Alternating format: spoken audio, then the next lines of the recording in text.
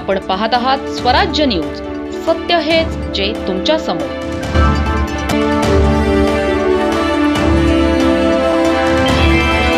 गुजरात सरकारने सरदार सरोवर प्रकल्पाच्या जलाशयातील फुगवटा पाण्याचा वापर करून अंतरास, कुपा आणि नसवाडी परिसरात यशस्वी पाणीपुरवठा योजना राबवली आहे.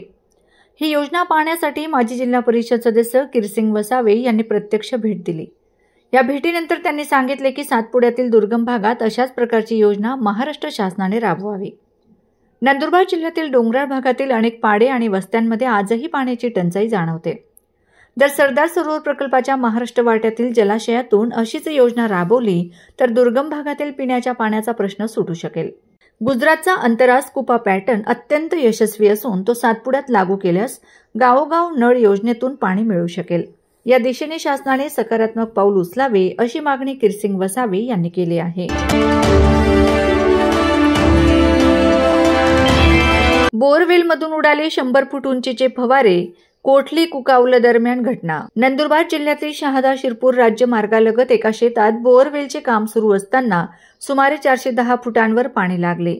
त्या ठिकाणापासून सुमारे 100 मीटरच्या अंतरावर रस्त्याच्या पलीकडे दुसऱ्या एका बोअरवेलमधून सुमारे 100 पाईप व इलेक्ट्रिक मोटर बाहेर फेकले जात असून 100 फूट उंचीचे पाण्याचे फवारे उडाले. सर्व पाईप शेतात अस्तव्यस्त पसरले होते. जिल्हाभरात या प्रकाराची चर्चा होती. शहादा तालुक्यातील कोठली कुकावल दरम्यान अनिल दलीचंद राठी यांच्या शेतात रविवारी सायंकाळी बोअरवेलचे काम सुरू असताना सुमारे 400 फुटावर पाणी लागले. त्यातच राठी यांच्या शेतापासून सुमारे 100 मीटर अंतरावर आत्माराम ओंकार पाटील यांच्या शेतात अचानक पाण्याचे फवारे बाहेर निघाले. अचानक पाणी वेगाने बाहेर येऊन बोअरवेलमधील 100 पीव्हीसी पाईप व इलेक्ट्रिक मोटर बाहेर फेकली गेले. सर्व पाईप अस्ताव्यस्त पडले होते. साधारणतः 40 ते 45 मिनिटांपर्यंत पाण्याचे उंच फवारे सुरू राहिलेत.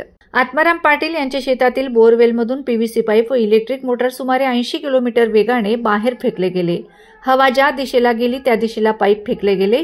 दरम्यान सायंकाळची वेळ असल्याने शेतातील मजूर घरी निघाल्याने कोणताही अनुचित प्रकार घडला नाही. लगतचे वडाळी येथील शेतकरी सुभाष पाटील यांच्या मक्याचे शेत पूर्णपणे भिजले होते. दरम्यान सुमारे 100 फूट उंच फवारे उडत असल्याचे समजताच ग्रामस्थांनी गर्दी केली होती. तर वाहनधारकांनी देखील हा अनुभव मोबाईल कॅमेऱ्यात कैद केला. गेल्या वर्षी असाच प्रकार पुसनद येथे घडला होता.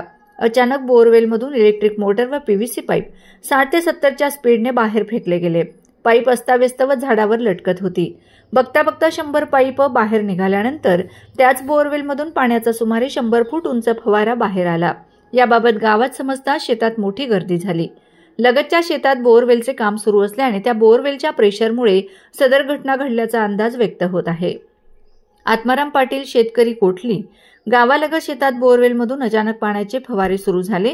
हा प्रकार पाण्याची पातळी समतोल होऊन जिवंत झरे सुरू असतात. जमिनीत अतिरिक्त दबाव तयार होऊन ते वेगाने बाहेर फेकले जातात. असे प्रकार साधारणतः ऑस्ट्रेलिया, न्यूझीलंड या देशात जास्त होतात. जितेंद्र पाटील, सेवानिवृत्त अभियंता यांनी सांगितले. धुळे शहरात खळबळ उडवणारी घटना. नगाव परिसरातील अजमेरा फार्मसी जवळच्या चिंचेच्या नाल्याखाली राष्ट्रीय महामार्ग पुलाखाली आज सकाळी एक अनोळखी व्यक्तीचा मृतदेह आढळला आहे. स्थानिकांनी पाण्यात तरंगत असलेला मृतदेह पाहताच तात्काळ पश्चिम देवपूर पोलीस ठाण्याला माहिती दिली. पोलिसांनी घटनास्थळी धाव घेत मृतदेह बाहेर काढून पंचनामा सुरू केलाय. मृत व्यक्तीची ओळख अद्याप पटलेली नाही. घटनास्थळी नागरिकांची मोठी गर्दी झाली होती. मृतदेह पाण्यात कसा आला, मृत्यूचा नेमका प्रकार काय याचा तपास सुरू आहे. पोलीस अधिकाऱ्यांनी सांगितले की शवविच्छेदन अहवालानंतर मृत्यूचं कारण स्पष्ट होईल. या घटनेमुळे परिसरात एकच खळबळ उडाली आहे. पश्चिम देवपूर पोलीस या प्रकरणाचा पुढील तपास करीत आहेत.